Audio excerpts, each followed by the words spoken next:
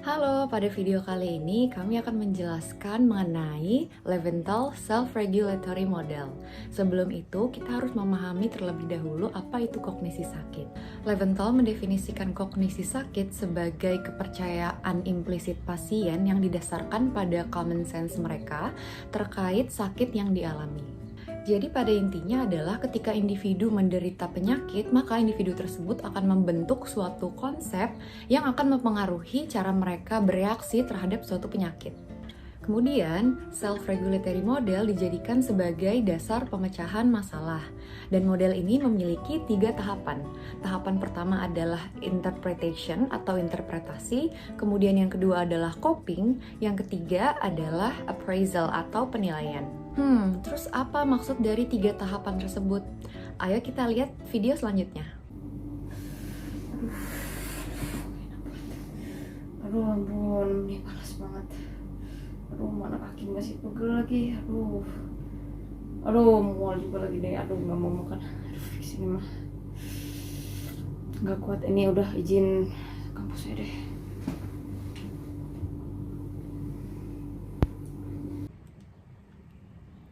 Halo Sya. Halo, Chan. Aduh, gue izin nggak ngampus dulu ya.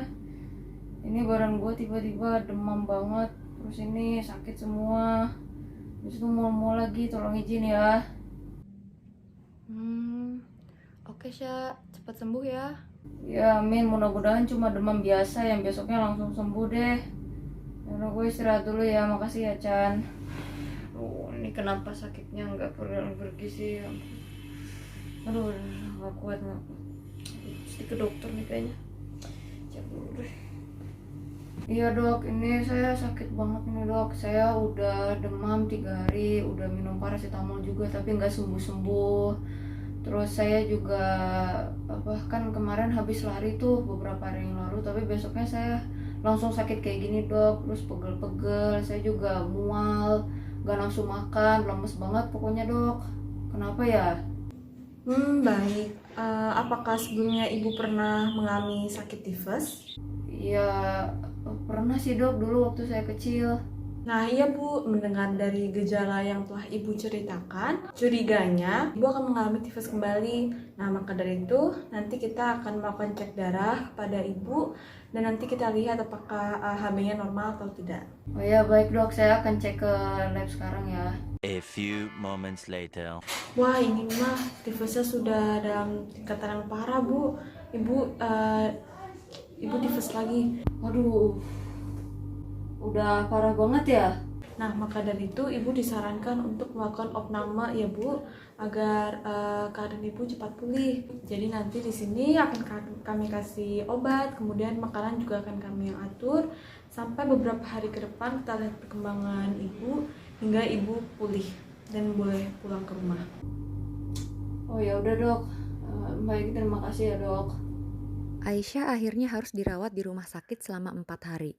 Di rumah sakit, Aisyah harus diinfus, makan yang teratur sesuai jadwal rumah sakit, dan juga tidak boleh banyak bergerak. Rutinitas ini membuat Aisyah sedikit frustasi, karena ia terbiasa makan sesuka hati dan juga olahraga rutin. Tapi akhirnya Aisyah tetap bisa menjalani perawatannya dengan teratur. Aisyah juga masih berkomunikasi dengan Cantika lewat video call dan banyak sholat atau meditasi di kamar rumah sakit.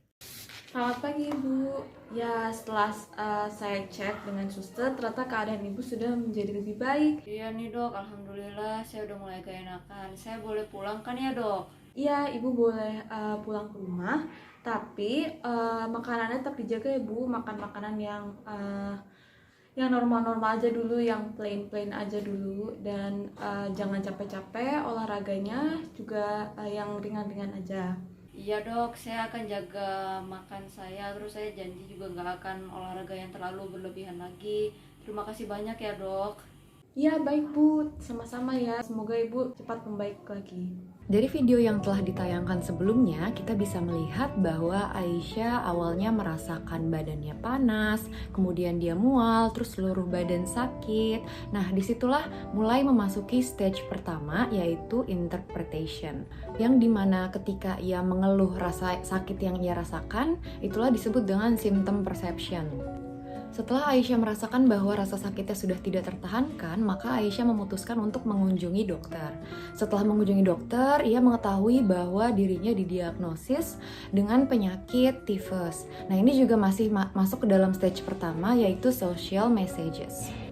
Setelah didiagnosis, Aisyah pun harus dirawat di rumah sakit selama 4 hari. Nah, dirawat ini merupakan stage coping, yaitu stage yang kedua.